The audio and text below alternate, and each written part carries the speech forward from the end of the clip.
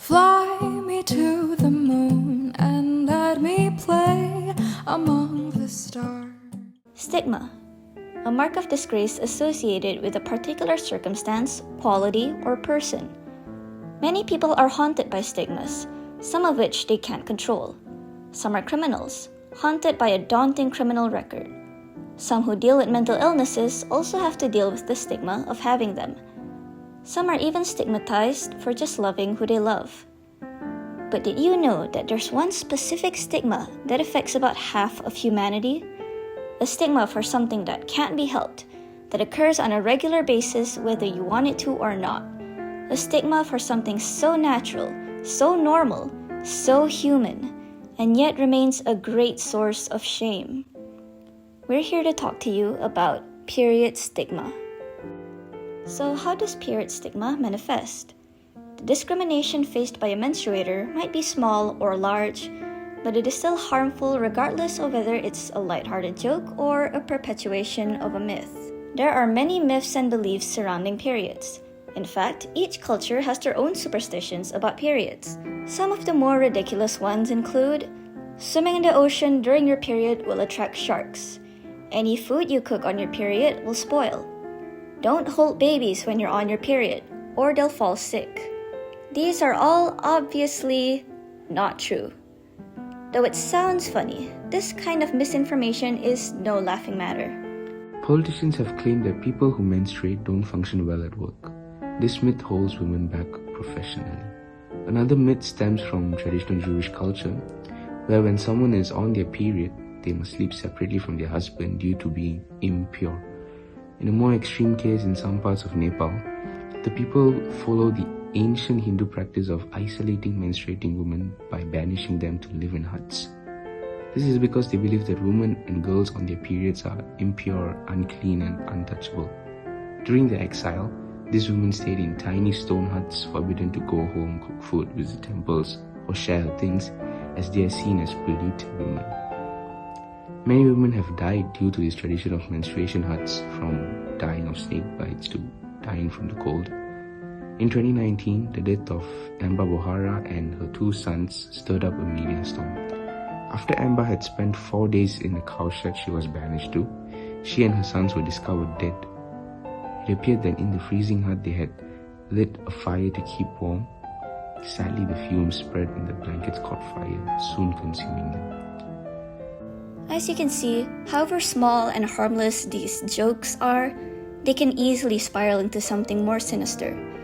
If we keep letting these myths, misconceptions, and misinformation fester, people will get hurt. Blood will spill in more ways than one. Let's talk about period poverty. Period poverty is the lack of access to menstrual products, period education, hygiene facility, waste management, or even a combination of all of this. It affects 500 million people worldwide. One heartbreaking story of period poverty involves Rachel Krangle, a young mother with 2 small children, trapped in an awful spiral of poverty and debts. Rachel was forced to choose between food for her kids or period products. And as a mother, she, of course, put her children first. Rachel was forced to ration her period products, wearing a single sanitary pad for up to 20 hours instead of the recommended 3 to 4 hours, inserting a contraceptive diaphragm to catch the blood, or simply free bleeding. When throwing away her old jeans, she later noticed that all of them had this red stain running down the seam due to the free bleeding. Surveys have even shown that teenagers in poverty regularly use newspaper, tissue paper, or socks instead of pads or tampons. No one should be subjected to such dehumanizations, especially at such a young age. Another issue closely linked to period poverty is pink tax. Pink tax is discriminatory gender-based pricing. It is an arbitrary premium that has been baked into women's products for decades. Basically, you take the exact same product, paint one pink and name it Cherry Blossom Bubblegum Paradise or something. Then you mark up the price and reap a fortune. Let's compare the shopping experience of men and women. This is Mary. This is Bob. They have the exact same shopping list, have the exact same amount of money, and go into the exact same store. But when they come out, Mary's wallet is considerably lighter. Why is this? Mary and Bob want to buy toys for their kids. Bob's teddy bear for his son costs $15. Mary's pink teddy bear for her daughter costs $17. Mary wants to buy a pair of jeans. $60? What a steal! But then, why does Bob's cost $50? The same thing happens with shampoo, razors, shirts, deodorant. Over time, those little price markups turn out to be not so little.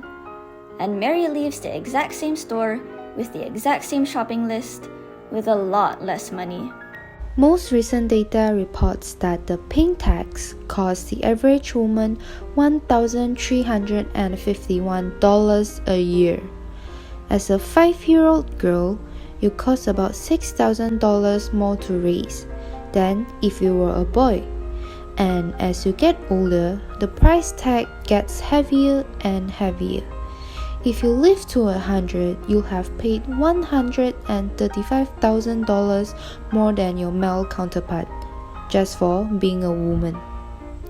And can you tell me what one essential product that women have to buy every single month that men typically don't? That's right, period products. In 2015, the Malaysian government sparked nationwide outrage when period products were declared to be not tax exempted. This classification was thankfully lifted in 2018.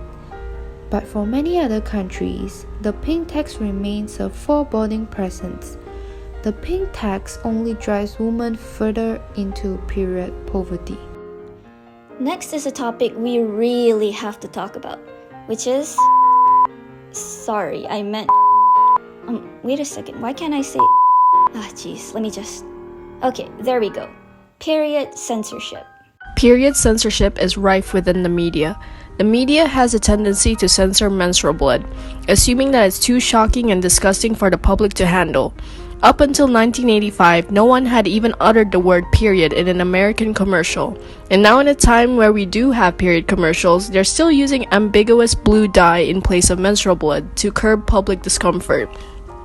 It's not just the media, even we constantly censor ourselves whenever we talk about periods. Just look at all the code words women have. Aunt Flo, Bloody Mary, Code Red, Strawberry Season, that time of the month. By refusing to speak about the P word in a straightforward way, we subject ourselves to constant self-censorship. To make a change, we need to say it. No more censors, no more code words, no more... Make the stigma stop.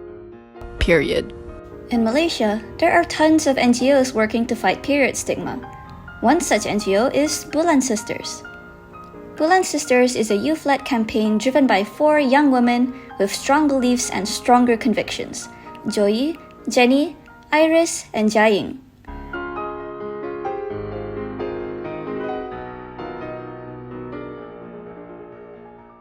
It aims to demystify periods and eradicate period poverty in underprivileged communities. Their campaign, #BreakTheFlow, focuses on destigmatizing menstruation and its taboos while providing reusable sanitary products to menstruators in need.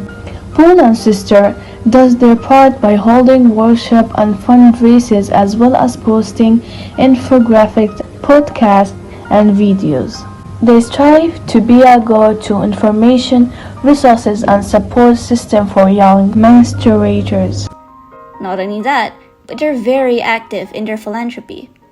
During the 2021 to 2022 Malaysian floods, they donated up to 2,300 emergency menstrual kits for the people affected. Bulan Sisters have proven to be an organization you can depend on. Some other local Malaysian NGOs working to fight period stigma include Pink Flag, Pat Project, and Peduli Merah. As you can see, there's so many young Malaysians working to make a change in the world and stop the stigma. So, what about you? What can you do? Fly me to the moon and